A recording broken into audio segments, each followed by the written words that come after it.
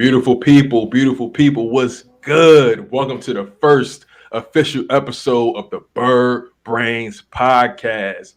I'm your humble host, Tone DeShields the second, and as you guys can see, we got the gang in the building. We got the lovely B Ling, and we got Hey, my guy, Bird Gang 31, the mastermind behind the madness. How are we feeling this evening? Hey, it's good. great. We living. We here. We here. Uh-huh. That's what's up. For sure. I know. It's so crazy. We were supposed to start this thing, what, about maybe 2-3 weeks ago, but so many things happened. I caught COVID. Yeah. B-Ling, you was moving. You know how, like, man, just so many things happened, man. But B-Ling, how did that move go? Because you were saying off air, you moved to a different state, right? Yes, I moved to Ohio. So I'm from West Virginia. Okay. Shout out to the WV. Yeah. It was hectic. It was fast. I'm here. I'm ready to get this show rocking so we can cover some things and let's see it take off. For sure. I like that energy. BG, how you feeling, man? You know I'm always good, my guy. You know, Uh-huh. it's never a steady day for BG. BG always grinding. So we're gonna keep that trend going for the whole year and from years to come. So man, I feel good about this, man. I love, what's going on with the network. I love all you guys. Shout out to both of you guys for doing this with me, man.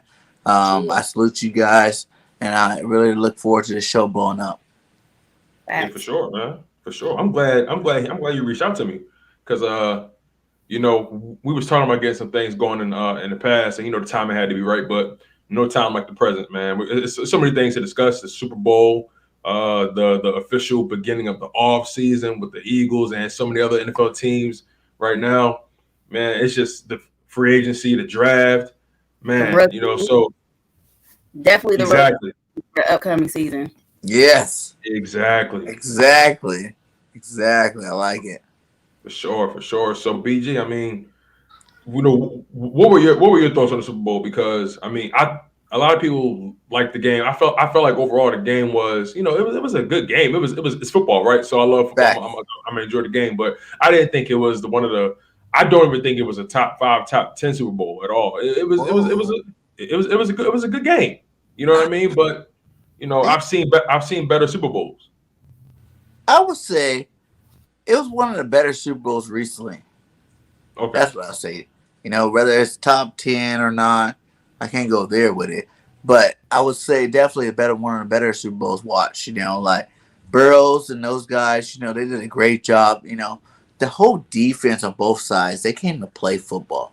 You know what I'm saying? They came to rock out. Nobody was doing nothing the whole first quarter. You know what I'm saying? They were like locking each other down, bringing that pressure, all these tackles behind the line of scrimmage and whatnot. I love seeing all that kind of stuff. I love defense, but I'm definitely an offensive guy, so I definitely I want to see more running going on, like these defensive linemen were just destroying people in the backfield on both sides of the ball.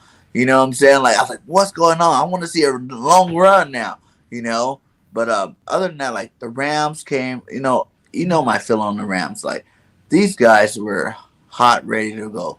They have all stars on their team. They were meant to win a football game. And I thought they were going to win. I knew they were going to win. I was going for the Bengals to pull up the upset, because the Bengals is that hard-fought team that came through the draft. They drafted some good people. They only had like 7 free agents. I love Joe Mixon, what he does. Jamar Chase is an absolute stud. You know what I'm saying? Like, that's the beast of the receivers for the rookie class this year. So, man. But at the end of the day, the Rams did exactly what I thought they would do. The defense lit up at the end of the fourth quarter, third and fourth quarter, and they handled business like they're supposed to. I wish OBJ wouldn't have got hurt. That's my biggest thing. Because I want OBJ in free agency. I'm a huge OBJ fan. I want him to the Eagles in free agency. And the fact that he tore his ACL, that really messed things up for me. You know what I'm saying? Like that was, I was like, man, OBJ's out. He's not even gonna be back till like December next year. So I guess it's not the free agent I want to get in the off season. Yeah, it was that injury definitely changed the dynamic of that game. Because he clearly was trending to take over that game. clearly was going to take over that game. He would have been MVP easily. Because I honestly feel like he was on pace to really. Man, it's a shame.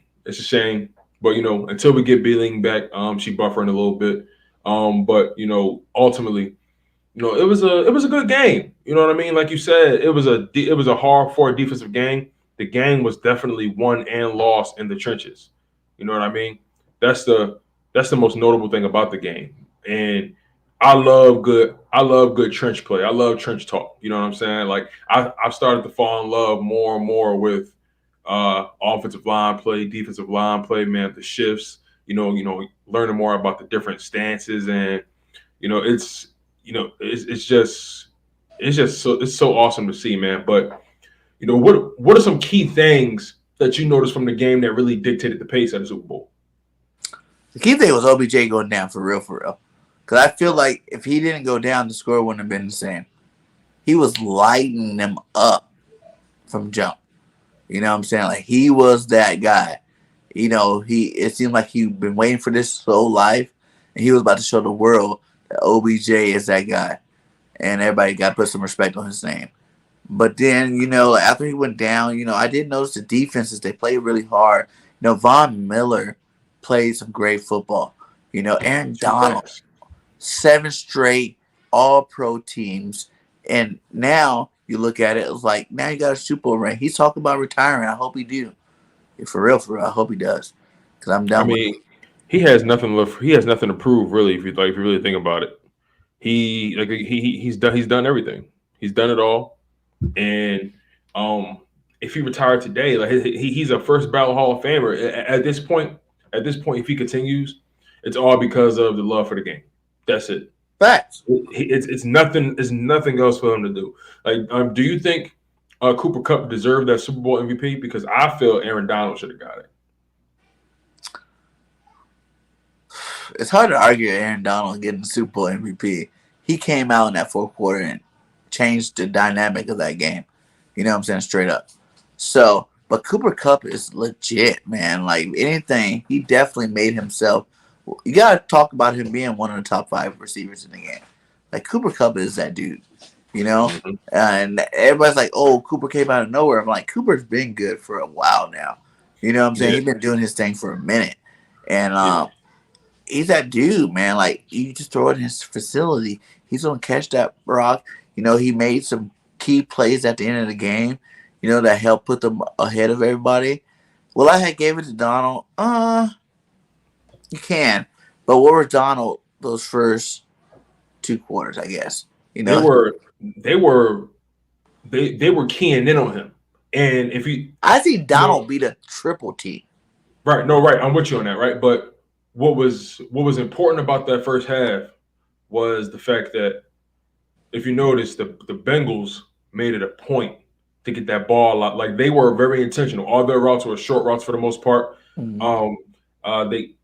They were trying to get the run game going, but they were trying to get that ball out of Joe Burrow's hands quick. They knew they couldn't. They knew they couldn't allow him to stay in that pocket for 3 seconds. He was getting that ball out in 2 seconds, 2.5 seconds. Like, he wasn't wasting any time. So that's why nobody didn't get home until the third quarter, because that's when they started to, I guess you'll say, take their foot off the gas as far as I guess the Bengals got a little too cocky after they went up after they got up early in that third quarter.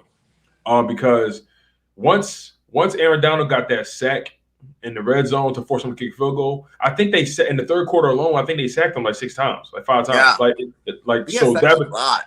Bro, that's a lot. That's what I'm saying. So I understand Aaron Donald. He didn't get a register sack in the first half, but they caused sacks. But think about it like this. Think about it from this perspective now.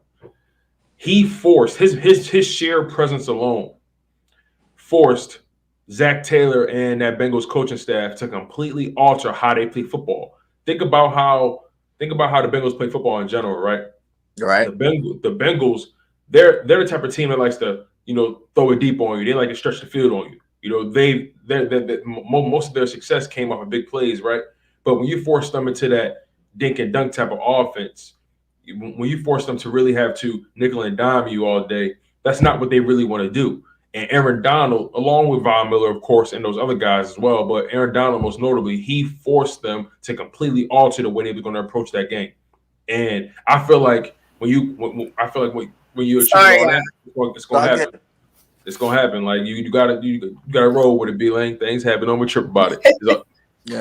It's all good. But real quick, B-Lane, before we transition from the Super Bowl, what was some of your thoughts on what you saw? Because again, it was a good game. Well, I feel like for Odell, it was very emotional, like really emotional for him. I loved it though. Like I really loved it. I felt like it was real close. It was real close on a thin line of them winning. So I was going for LA, and I'm just glad they won. That's really all I can say because I was rooting for them. So, but in all, I feel like next season, I kind of with the rookies going on and with the Eagles, I feel like Devonta Smith, he's gonna take y'all to the next Super Bowl. Yes, I like it. For sure. I like that. I like that tongue. That's high praise, but because I've been saying this all week too. If you watch Bird Brainz Podcast, you watch the last time show. I'm like, this is the year.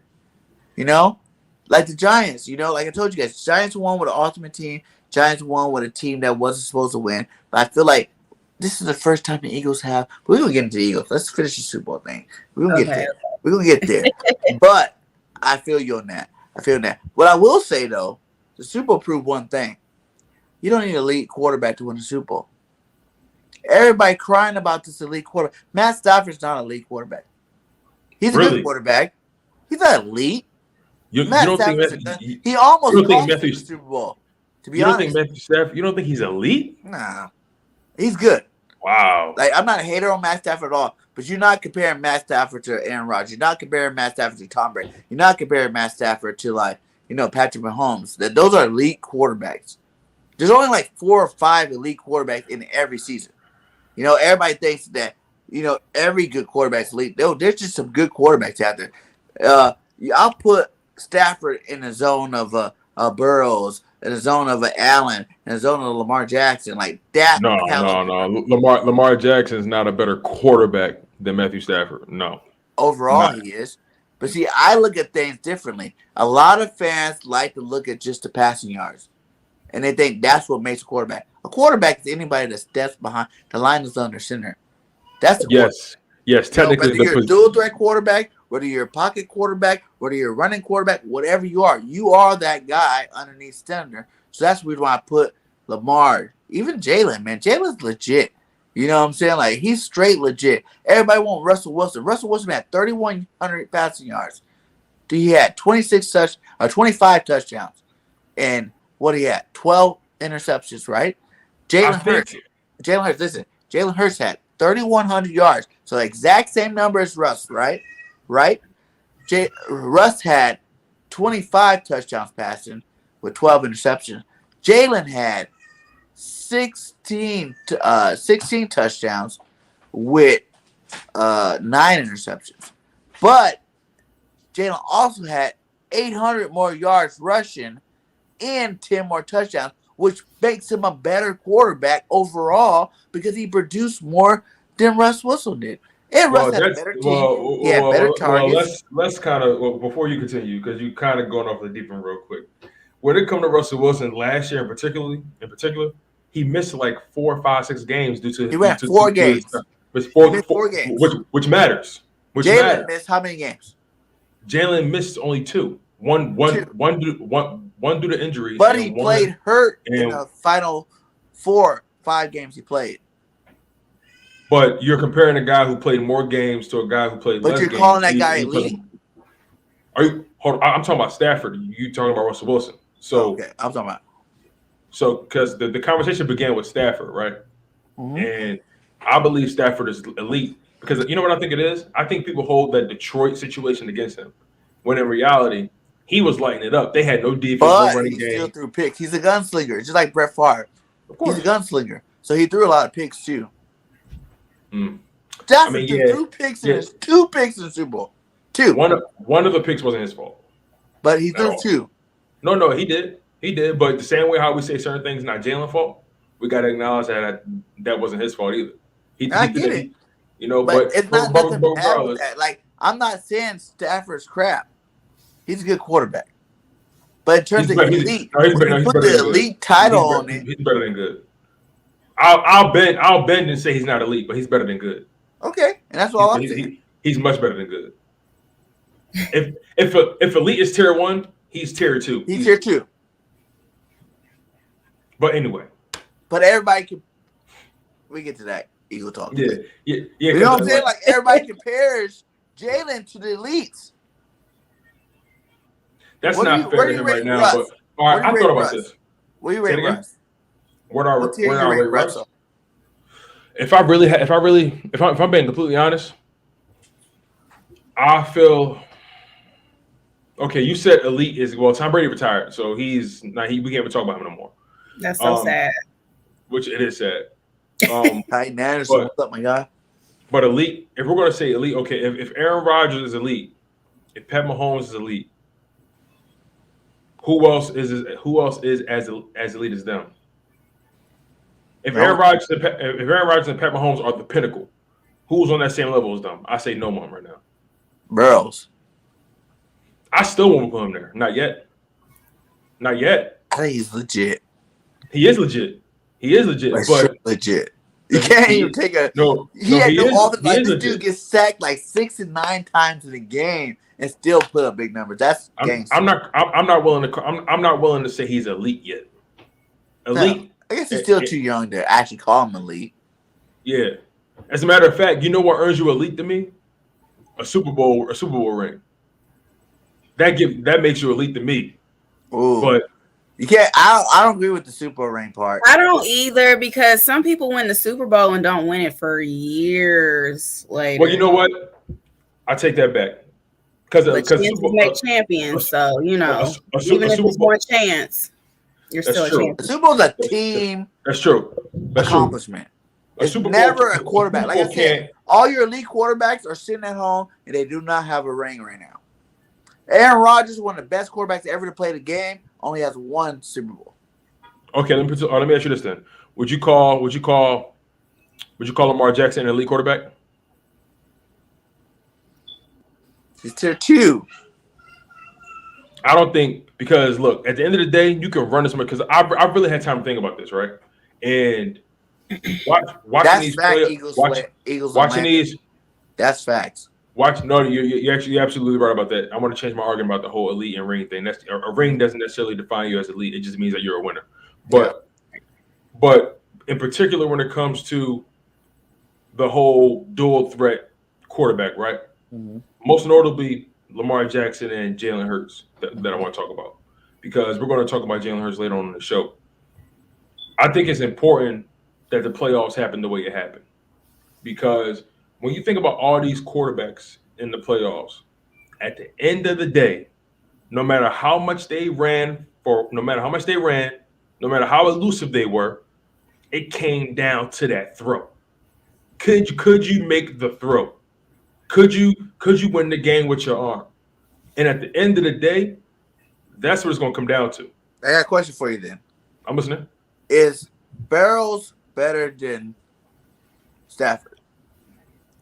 Do I think is Burrow better than Stafford? He hasn't accumulated the resume as Stafford. Wait, no. We're talking about not resume, like this year. Was Burrows better than Stafford? I don't think either or was better than the other, really. Like, I don't think, like, if you want to talk about their numbers, or just like, I feel like the numbers were pretty much on the same tier. What do you think, Bailey? Is Burrows better than Stafford? Don't ask me, okay? I'm gonna let y'all have that argument, because. What do you think makes an elite quarterback? What would you say will be an elite quarterback? Is it about numbers? Is it about rings? Is it about leadership? Is it about guidance? Like, what do you think? It's definitely about leadership and numbers, because, I mean, we can go back to Tom Brady, and it's like, look how many times he helped push and take them to the Super Bowl. So Patriots. So I mean, sometimes one man can carry a team, but it's definitely a team effort. So I can't really say like who's better as far as I can't say that. All right, listen to this, right? Matthew Stafford, this season, we're just talking about this past season, right? Okay. He excuse me. He threw for 4,886 yards, 41 touchdowns. Went 12-5. Now he did throw 17 interceptions, but like you said, he had gunslinger. Numbers don't lie. That's high. He led the league in interceptions with 17. Woo. But granted, he threw the ball 601 times and completed 404 of them. So out of the 601 times he threw the ball, only 17 times it was picked off. Just put that in perspective. But 4,886 yards, 41 touchdowns, 67% completion percentage. Okay. Joe Burrow, 4,611 yards, 34 touchdowns, 14 interceptions, only 3 off, and a 70% completion percentage. Threw the ball 520 times. So he threw the ball about 81 less times. Okay. And how many yards less he had? He had about 200 yards less. But remember what I said to you earlier. The Bengals, their team is based off big plays. They had a lot of big plays, and you got Jamar Chase. Jamar Chase was doing a lot of that. But regardless, not to take nothing away from his game, regardless, I just feel that Matthew Stafford right now, he's not getting any. He's not going to get any better, right? Matthew Stafford is what he is. Yes. The beautiful thing about Joe Burrow is we see where he is now. And his ceiling is still not visible, meaning that he could probably become better than Stafford. You get what I'm saying? So I can't definitively say he's better than him. I still have to see more from him. But you could say he has more legit targets than him. More legit targets? You mean like weapons? Weapons. Which that actually speaks more to my point. The fact like that makes his job a lot easier. Right? Like last year, Tampa Bay won because of their weapons. They had an all-star team. This year, everybody should have knew. I knew from the beginning of the season, or actually mid-season when they actually picked up Von Miller and OBJ and all these guys, that they had a more legit team than anybody else in the league. So they should have won the Super Bowl. You know, it's a shoulda, or it's like you look at Burrows, right? He got this team, worst line in the league, one of the worst lines in the league. He's getting sacked 9 and 10 times, but he's still putting up those monster numbers. There's a difference there to me. You know, if you can put up monster numbers, why are you getting hit all the time? Why are you getting beat up all the time? As opposed to some guy that has everything. Like you're driving a Ferrari. You know what I'm saying? I got everything ahead of me. I don't even need to really try. All I have to do is get these guys to target. Boom, boom. OBJ, you know, Cooper Kupp, you know, Woods half the season. You know, your tight end, Higbee was a beast. You know what I'm saying? They were working with their 3rd and 4th string tight ends and they were still making plays. Like, that's what I mean about depth. By having a complete team like Von Miller, Leonard Floyd, Donald, all these guys are beasts. You know what I'm saying? Like they're beasts on that defensive line. So it's like for me, if you can do better, just about the same with less, that makes you a better player to me. I mean, I think we're overlooking the Bengals defense. They spent a lot of money in the offseason and they brought in a lot of free agents. But overall, but who can name some of them? Like Jesse Bates, and he's not a elite player. No, yes he is. Yes, he is. He's not elite.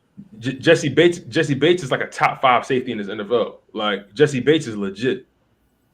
Like he's legit, but he's not elite because he still has to put his name on it. What does this word mean to you? I'm trying to understand. Like Aaron Donald, right? Aaron Donald's 7-time All-Pro.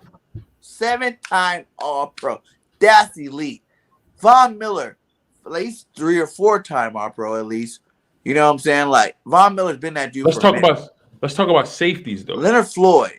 There's not many safeties you can name. Patrick Ramsey. Ramsey's a beast. The best cornerback in the league. Weddle from, the Ravens, beast, all pro bowler. You know what I'm saying? Like, these guys got beasts on their defense. You know what I'm saying? Like, Weddle didn't do anything. Like, when they brought him back, he played one game. The ball in the Super Bowl. No, he didn't. Did he pick a ball? No. Weddle went out with a shoulder injury and was done for the rest of the game. No, he was playing. Weddle had a sling on. They literally at the end of the game. What I'm telling you, Weddle, I forgot who he tackled, but he tackled somebody, and then that showed. I remember when he got hurt, but I remember making plays too during the game. Weddle didn't, and not. I mean, look, the bottom line is though, Jesse Bates deserves way more respect than that. Like, Jesse Bates caught an interception in the Super Bowl. Like, Ramsey did get burned though, that's for sure. But that second burn you can't really put on Ramsey. That was a offensive pass interference. Yeah, without a doubt.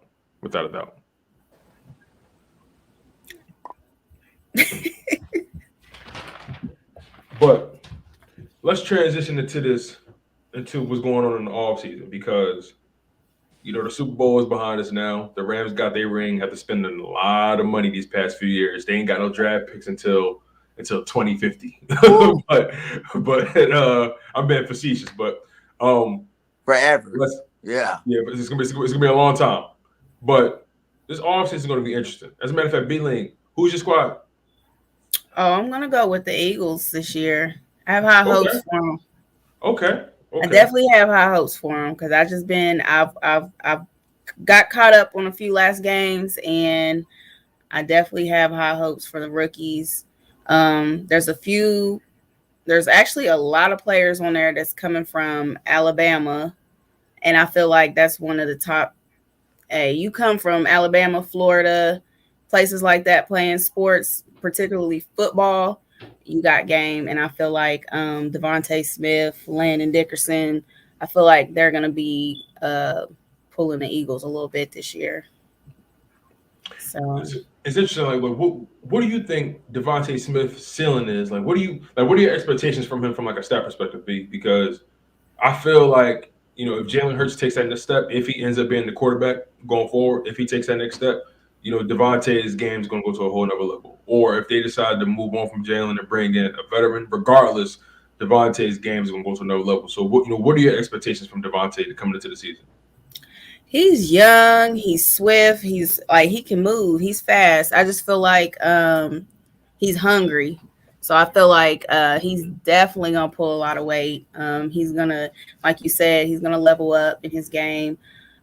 I just that he's one that I have my eye on. So I haven't really got around to the rest of the roster, but I definitely got my eye on him. I feel you. What about you, BG? What you thinking? I see like this, like Devontae ceiling is Pro Bowl. You know what I'm saying? Like, he's definitely an A+. I was coming out. You guys know, like, I know Tone knows. I was a huge Waddle fan. You know what I'm saying? Like, I wanted Waddle more than Devontae. And Waddle showed why I wanted him more than Devontae this year with the Dolphins. You know what I'm saying? But I do like Devontae. His size, like, that size, you're only going to be able to be so good, I feel like, in this day and age of football. Pro Bowl level, consistent Pro Bowler, 1,000-yard receiver. I see that. And will he be the best receiver in the league ever? I don't know if I can give him that. He has a lot of potential. He got potential. Sure. But I can't cap him out either because, he's hungry. He's a dog. He goes out there, he makes plays. His toe drag swag is off the chain. You know what I'm saying? Like, I watched a lot of Devonta Smith highlights this year. So he's changing my narrative about him. But at the same time, it's like, we got some big cornerbacks in the league. Some big physical boys that can pretty much check you at that line. And unless he gains weight, and I heard his recent interview talk about he don't want to gain weight. You know what I'm saying? Like, he's like, I'm cool. You know what I'm saying? Like, I weigh 165 pounds. I'm cool. Like, no, you're not cool at 165, 175 pounds. Let me bring something up to you real quick, because you mentioned that Waddle showed you more this season. Why you wanted him more versus Devontae, right? You said that, right? Yeah. Now, Waddle, yes, he did break the single season rookie record for receptions with 104 receptions, right? Right. He had 1,015 yards. Right. Modest, rather easy to do in a 17-game season, right? Right. 6 touchdowns. But Devontae had 57. Hold on. And he only got 912. Hold on. 6 touchdowns, right? Now, with those 104 receptions, he only averaged about 9.8 yards per reception. Devontae, on the other hand, 916 yards on the season. Granted, he was in a run heavy offense, so we got to speak on that. He was in an extremely run heavy offense, and he had 64 receptions, 916 yards, averaged 14.3 yards per reception. Who, based off of that alone, Devontae showed that he was able to stretch the field a bit more. If you notice how Jalen Waddle was used with the Miami Dolphins, hold on, let me finish. The Miami Dolphins used him in a lot of dink and duck situations. He was catching a lot of short routes, a lot of short balls, and he had big plays. Don't get it twisted. He had big plays scattered. But when you look at the total package, when you look at the total Rolodex of what he put up versus what Devontae put up, Devontae technically did more with less. You know what I'll say about that?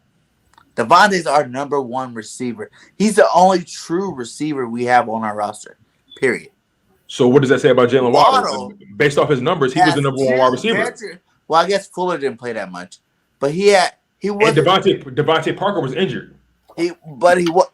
Parker played a little bit. Barely. Fuller played a little bit. Barely. He wasn't supposed to be that guy. But he was. But he didn't, at the beginning of the season, he didn't get those targets. 104 receptions? That came more towards the end of the season when he started exploding. I had him on fantasy, and I know he started really exploding towards the end, as opposed to the beginning of the season. So, let's look at it from. I love Drake London. If we get Drake London, I'm a USC guy, Cali for life. I will love him. All right, so let's look at it like this. All right, Jalen Waddle. Jalen Waddle, week 1, 4 receptions. Week 2, 6 receptions. Week 3, 12 receptions. Week 4, 3 receptions. Week 5, 2 receptions. Week 6, 10 receptions. Week 7, 7 receptions. So far, he getting a lot of looks to me. 4, 3, 2. That's not a lot of looks. 4. What's Devontae first? Because remember, we start passing the ball first. We were all mad that we weren't running the ball the first 6 games. So go ahead and go over the 6 to 7 games for Devontae. Devontae had more targets. Okay. You know what? Let's go by the targets then, rather than the receptions. The targets are probably tell the story a little better. Either way. Okay. So, week 1. Jalen Waddle had 5 targets, 4 receptions. Week 1, Jalen had 8 targets, 6 receptions. Right?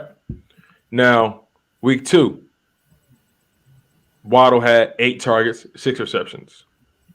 Week 2, Devontae had 7 targets, 2 receptions. Week 3, Waddle had 13 targets, 12 receptions. Devontae, 6 targets, 3 receptions. I can keep going, but it'll take too long. The bottom line is though, when you look at their targets to their receptions and just the overall opportunities, the overall amount of balls they caught, Devontae technically did more with less. Technically. Right. Wow, way more explosive, regardless of what you say, in terms of receptions or whatever. That sounds like it. Why do you think Waddle got drafted first? Why do you think Waddle got drafted over Devontae? I'm not saying because Devontae. I'm not saying Devontae's bad. I love having Devontae Smith. And that's my point to you. I'm not saying Waddle's bad. Player than Devontae Smith. It's just point blank period. Like I watched both of their years. I live in Alabama. I watched all their football. Waddle's way better than Devontae Smith. But Devontae Smith in a first round pick this year is way better than just having Waddle. If you understand what I'm saying. Yeah, I don't think I said either one was better than the other. I was more so trying to indicate the fact that one person had this amount of opportunities and did this. This person had in this the amount of first opportunities. games, all we did was pass. Now, that does not count all the drops. Early in the season, Devonta had drops. He had the dropsies. I remember a couple of passes. Devonta just dropped straight up. I wish they showed how many drops. Like there were definitely games where he had a drop, but I think every wide receiver has a drop at least once. But in the beginning of the season, if you didn't notice, in the beginning of the season with the Eagles, those drops were more frequently. At the end of the season, he stopped it, and he caught everything. Well, his opportunities got cut down tremendously. But he's always been our number one guy. So even at the end, when we started running all the balls, when we had the number one rushing tag, when we were putting up 200 yards rushing, guess what? Devonta still got his targets because he was the man. Now, well, I will give you this though. And again, there's a strong disparity of the opportunities, but Waddle, with his opportunities, he caught 74% of his passes. Devonta caught 61% of his passes. Both of those numbers are fairly good. They're both good. I'm not saying that either one of them are bad. My favorite was Waddle. No, yeah, I'm still sticking with that.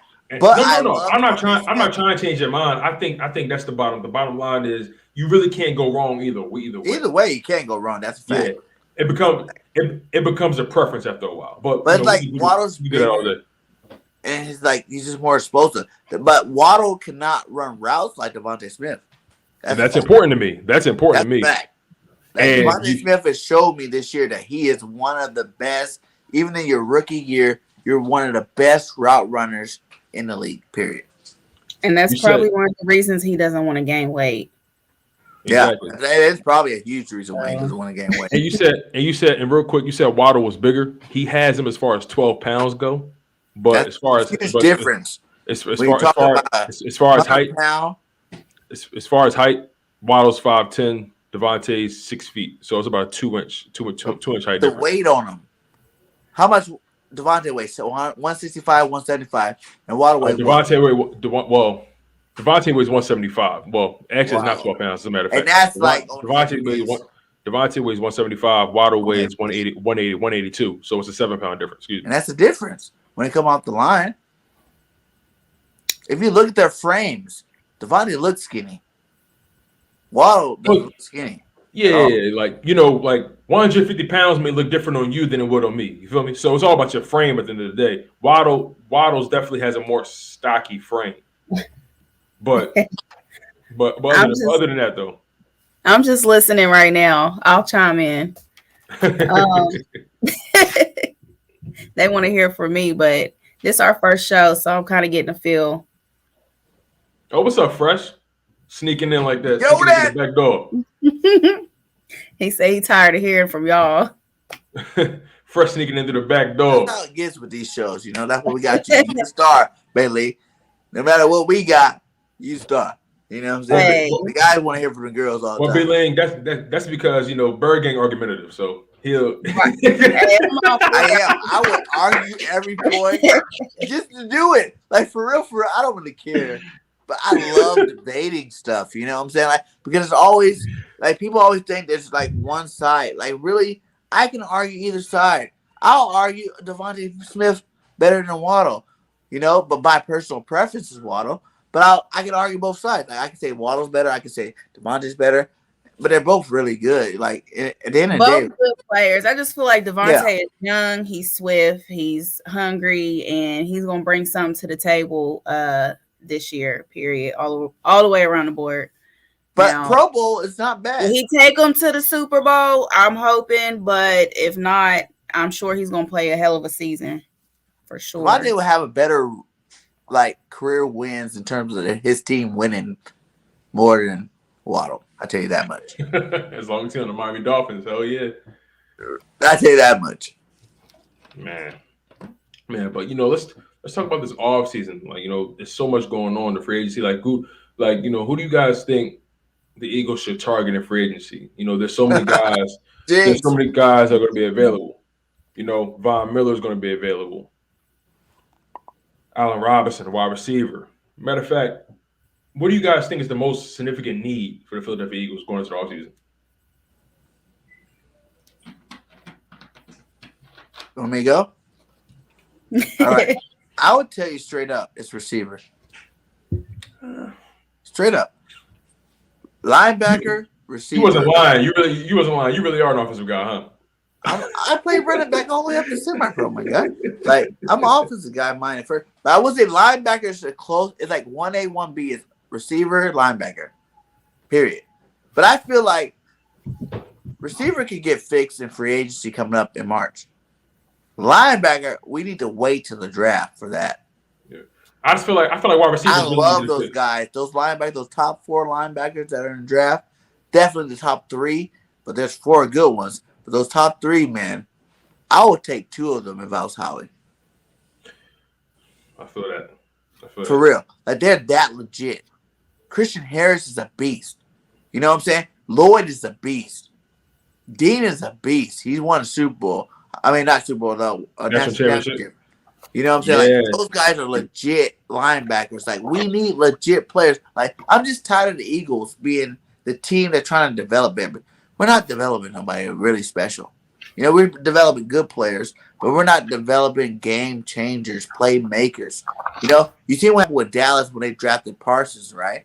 All of a sudden now, Parsons is like the best linebacker in the league. You know what I'm saying? Yeah. That young talent, fast, quick, active. We need those linebackers on our team. You know? And like everybody hates on JG, right?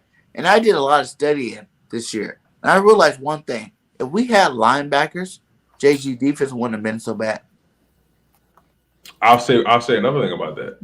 I know you said linebacker, wide receiver is paramount to you, 1A, 1B. Uh-huh. I'll actually say edge rush. The pass rush is the most significant, mainly because I'm looking at that Super Bowl and the game was literally dictated in the trenches. It was dictated. And the Eagles ranked 31st in the NFL as far as sacks. That is unacceptable. That is unacceptable. Think about the Rams Buccaneers matchup in the playoffs, right? Think about that matchup. The Rams D line was giving Tom Brady gas, but Tom Brady's Tom Brady, and he's going to stand the test of time, and he's going to find a way to get that ball out. But overall, I feel like we need to fix our pass rush. Our pass rush was non-existent this past season. I feel like if you got an opportunity to get one of the best edge rushers in the draft, you got to do that. You know what I'm saying? Or if you got an opportunity to get someone who's versatile, like a Devin Lloyd who can play linebacker, who can play the edge. You know what I'm saying? If you get a guy like Nakobe Dean who's versatile, that can play the edge, play the linebacker position, you get a guy like that, like a Swiss Army knife. I think that's the kind of guy that Jonathan Gannon wants in his defense. So guys that he can do more than one thing with. Think about Michael Parsons. They had him on the edge. They had him at linebacker. It was a moment where he lined up at corner on the boundary. Like, he can do a lot of different things. So the Eagles need to get someone who's not just relentless at going after the quarterback, but someone who's versatile that can not only versus quarterback, but also drop back in coverage. So if they go linebacker, this guy has to have a significant pass rush ability. If they don't, they got to go edge rusher. Like you need to be able to control the trenches. We control it on the offensive side of the ball, but defensive side of the ball, we got to be able to control it even much more. But what I say on that is, Tone, we got guys on that D line. You know what I'm saying? We're not getting rid of Fletch this year. It's too much money. You know what I'm saying? Hargraves, beast. Fletch already restructured his contract so that we're not taking so much of a hit. You know what I'm saying? It's not enough. It's not enough for sure for what his play's been. But he's still a good player in general. We want Fletch to be elite, and he's just great. We want him to be elite because we pay him elite money, but he's great. But he's not, that next level, like the Aaron Donald. You know what I'm saying? But he's still a good run stopper. He's still a good football player, right? So check this out. Check this out. Josh Sweat made the Pro Bowl. Whether he's an alternate or not, he made the Pro Bowl. 7.5 sacks 2 years in a row. That's pretty good for a young player, right? Milton Williams is a beast. I wanted more. Yeah, we want more. I needed more. But he is still developing. You know what I'm saying? Like, he's still young. So every year he plays, he's going to get better. Milton Williams is a beast. He's going to be even more better his second year in, right? The linebacker position is what made our secondary and our D-line look so weak because they were able to attack that at every game. Like every time we played a good team, it wasn't the defensive line or the cornerback that really gave us what. It was about that linebacker. Like, you watched the first Tampa Bay game, right? What did Tom Brady do? He played one-on-one with Singleton and Fournette. And all he did was dump passes over to him. Boom. Boom. It's our linebacker that made those other two weak.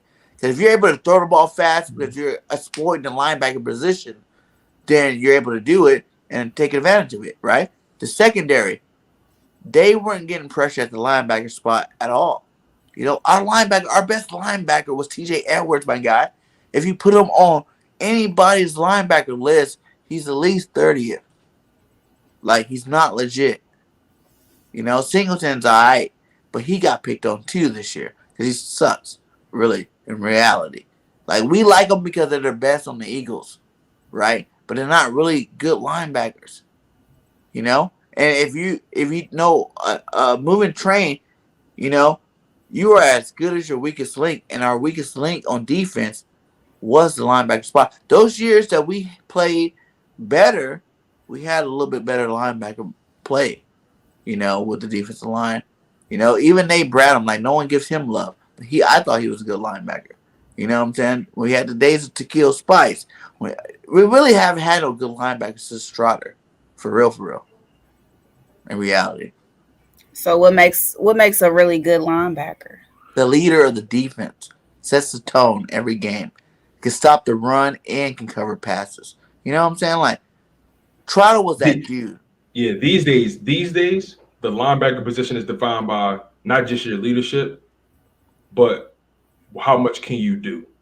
Can you rush? Can you rush the quarterback? Can you drop back in coverage? Can you guard these tight ends? Because tight ends are starting to become more and more dynamic as the league grows.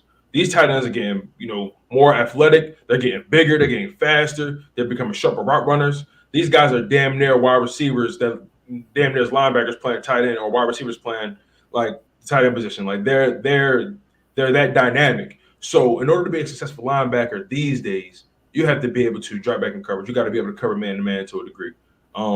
You gotta be able to rush the passer. You got to be dynamic, especially if you're trying to be an impact player. And that's my problem with the edge or with the D line. It's mainly edge though. Mainly edge. I'm not really talking about the D tackle position. It's mainly edge. Yes, Josh Sweat had 7.5 sacks, but there were moments of the season where he had 4 or 5 game stretches without a sack at all, without a quarterback hit. Just like Hargrave. My issue. Say it again. Just like Hargrave too. But I'm talking about the edge though. The edge in particular is our weakest link on the D line. Derek Barnett was obviously he is what he is. He was non-existent. But it's not just a Josh Sweat problem. It's more so, and I don't want to make it a Josh Sweat problem because, you know, I feel that the problem with the Eagles defense outside of just JG being a poor schemer or a play caller, the problem is the simple fact that we don't have enough impact players on that side of the ball. We don't have enough guys on that side of the ball that can dictate the pace, that can completely shift the narrative. You know what I mean? And I think we need the most impact players in that and on that edge and that linebacker area. That's where we need impact players at. Because I'm paying attention to these past Super Bowls. Think about the Tampa Bay Buccaneers. They won that Super Bowl with their linebackers, Devonta David, Devin White. You know what I'm saying? You think about you think about the Rams. You know what I mean? Like you think about the Rams, they won that Super Bowl with linebackers such as what's the dude name? Robinson and Leonard Floyd. You know what I mean? Like they it's a combination for sure. But you need to have enough impact players on that side of the ball. We don't have like if we got one impact player. If I had to name one impact player on defense, it might be Javon Hargrave. Yeah. Like, Javon Hargrave was wreaking havoc until they started double team and triple teaming them. You know what I mean? But you know why I give the edge to the linebackers? Because we seen Jackson, we seen Johnson, those young rookies get some meaningful playing time this year. And they actually did stuff when they were in the game. Like they made tackles behind the line. They got sacks. Milton Williams got sacks. Like, these are young guys that going into their second year, they will develop, like they will be better. We thought they were good for rookies, and like no one knew Jackson, no one knew Johnson before, and now you're gonna have to put a little bit of respect on them going into the next year, because when they did get their opportunities, they made plays for our team this year.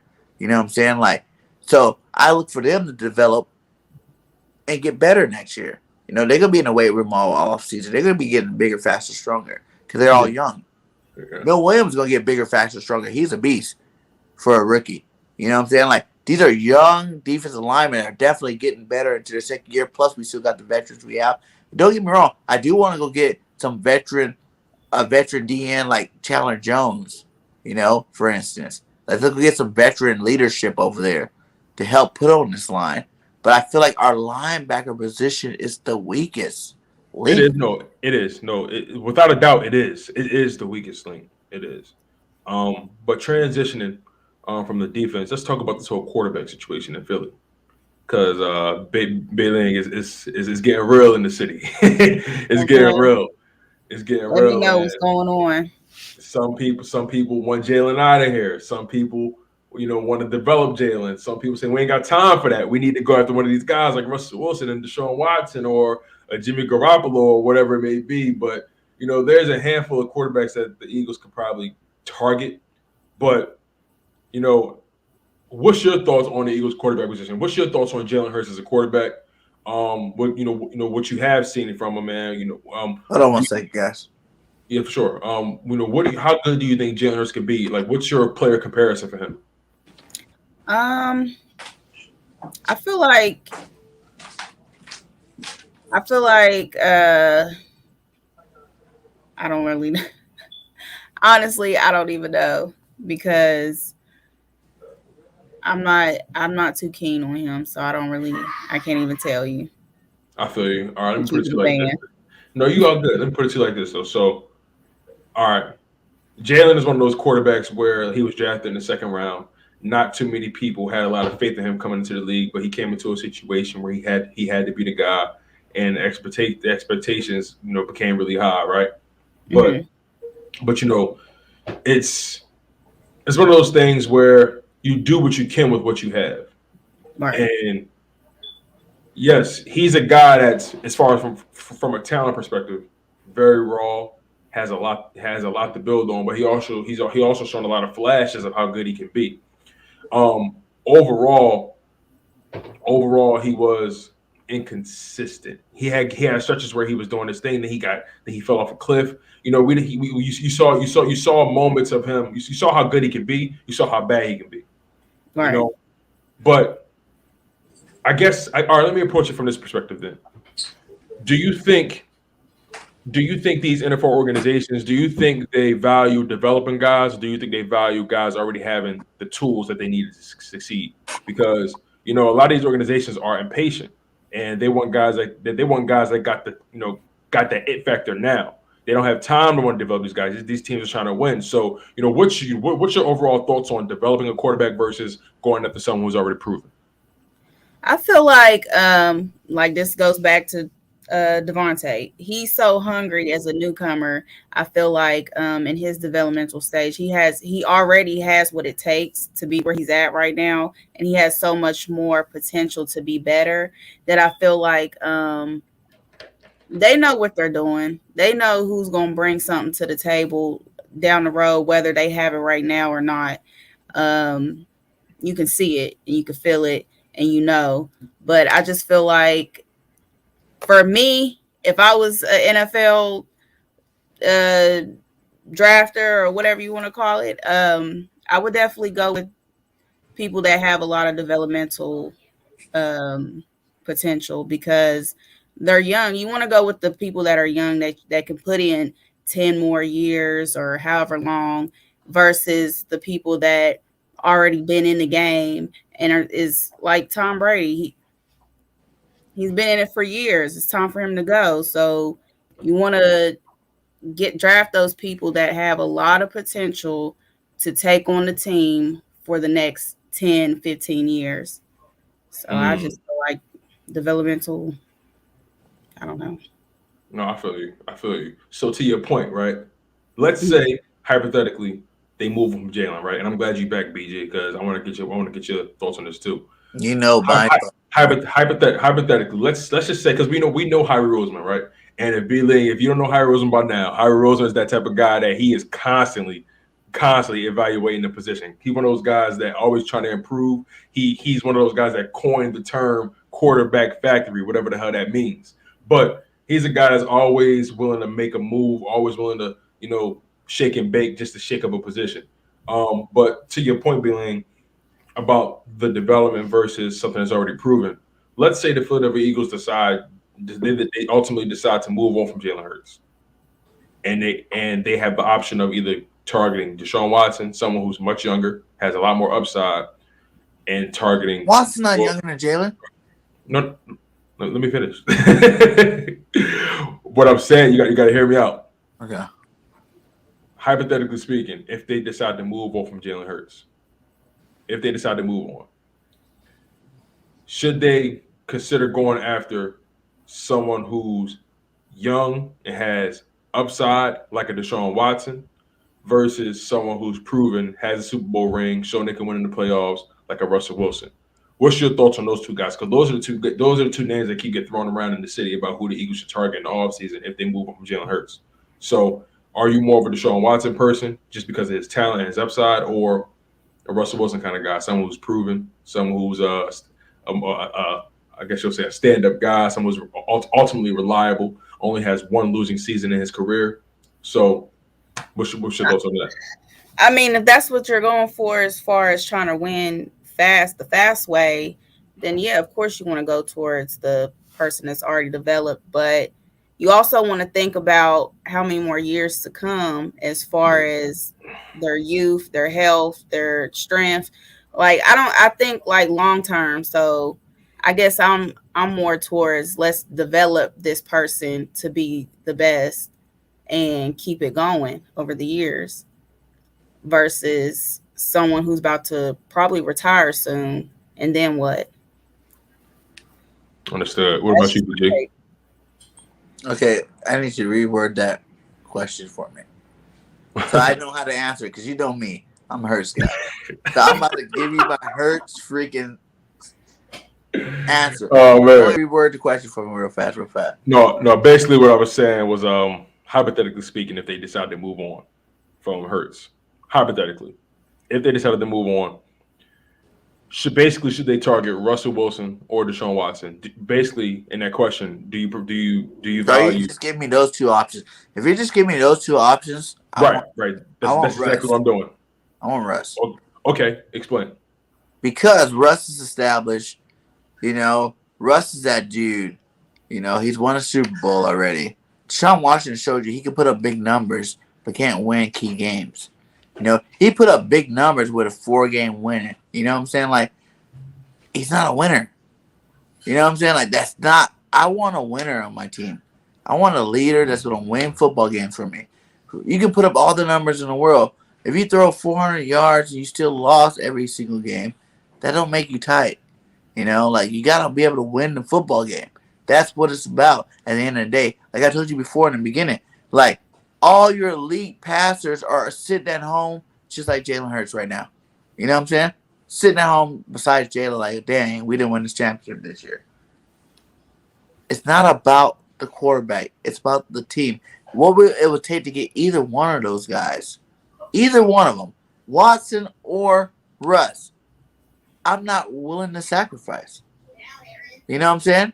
This is the first time ever the Eagles had 3 first-round draft picks, and I want them to use all 3 of them. Fact. Who cares about the future? Everybody's like, push one back a year, just in case we need a quarterback. If we need a quarterback, then guess what? It means our team sucks, and we'll be high enough in the draft to package the following year first-round draft pick with that draft pick to move up far enough to get a quarterback. So I want the talent now. If it's a go now, I feel like our team should be in go now mode. Use all 3 first-round picks. We got so many talented. This is our draft. The draft is heavy of defense. Linebacker, edge rush, cornerback, safety. You know what I'm saying? Go get these studs and put them on the team. Free agency, same thing. All of our needs: receiver, linebacker, running back, all those other needs that we got. Get them in free agency. Get the draft picks. If you do the right thing, we should be in the Super Bowl next year. Facts. You know, that means you're saying that Jalen Hurts can get us there. Jalen Hurts definitely can get us there. He's a winner. He's won that. He's a winner. That's what he does. He wins games. You know, even think if Rager caught that ball in New York, he would have still been a winner, right? No one would even cared how shitty he played those first 3 quarters. If Rager caught one of the 3, if Rager caught one of the 2 passes he had, or Ward would have caught one of those passes, that one he had in the end zone, that's 3 touchdown passes he threw that were not caught. And everybody also, to your point, talking about how bad he played that game because he would have won the game. Yeah, I understand. And to your point, you know, a lot of his touchdowns got dropped. A lot of his touchdowns got called back through the penalty. So, you know, the numbers don't tell the whole. You know, it's funny because the narrative of the show, it seemed like we covered a lot of numbers, right? But, you know, as we all know, the numbers don't necessarily tell the whole story. And that's a good thing, and that's a good thing, and that's a bad thing, depending on how you're looking at it, right? But, you know, let's begin to close this thing out, you guys. This has been the first episode. Like, yes. How you guys feeling about this thing we're trying to build here, the Bird Brainz Podcast? Because, you know, I really admire the energy. I really like the look of it, the aesthetic. You know what I mean? I love the fact that we got a queen in the building and B Ling. You know what I mean? Really grateful for that as well. Sometimes all that testosterone that BG give off is a little too much. You know what I'm saying? But you know, give me some more time to get caught up on some things, and I'll have more to bring to the table. I promise. Oh yeah, for sure. I'm bringing the fire, especially when we talk about Jalen. I am the biggest Jalen Hurts supporter on YouTube. So I'm going to defend my quarterback, goddammit, you know, to the death. Okay, until he's not our quarterback, I'm defending him. Because I think, like, it's just logic in general. Like, how can you say a guy that was a Pro Bowl alternate, that was Toyota Player of the Year, that threw for over 3,000 yards, that almost had 1,000-yard rushing, 26 touchdowns, just like everybody else? Like, how can you take his team to the playoffs? How can you say this guy's a bum and you want to move on from him? You know, like, that's just ridiculous. Like, a lot of fans are just, I don't know, they're ridiculous to me. Like, how do you not want him as your quarterback? It's a question. He's only 23. When did you stop growing, Tone? You know what I'm saying? Like, as a person, or you know, not mentally, because we're always growing mentally. Yeah, exactly. Mentally, you know, as far as height goes, I've been 6 feet for the past several years, so I ain't go past that. But no, but I get what you're saying though. You know, I'm about 60. I'm about 55-45 on the situation. I'm about 55%. You know, rock out with Jalen. 45%. You know, we need to think about considering some of these veterans. But I'm more so what you would have to get to these guys. Oh no, not part of for our overall. No, of course. Like forget the quarterback position at all. Like forget the quarterback position. Are you adding in like? Why would you give up any of these 3 first-round picks? Why would you give up any of the money that we have? Jalen's going to be cheap for another 2 years. I mean, 2 years from now, we can build that was my whole team. That was my whole argument. To your point, that was my whole basis for sticking with Jalen. It's not even really about him. It's more so about the team, right? Because Jalen still has to show me more.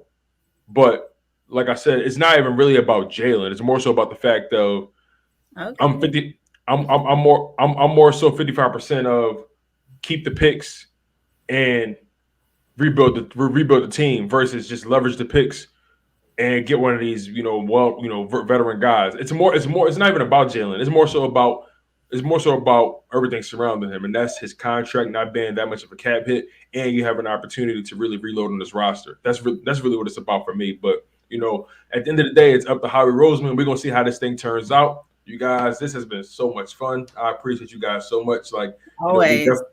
We appreciate you, Tone. You the man. Okay.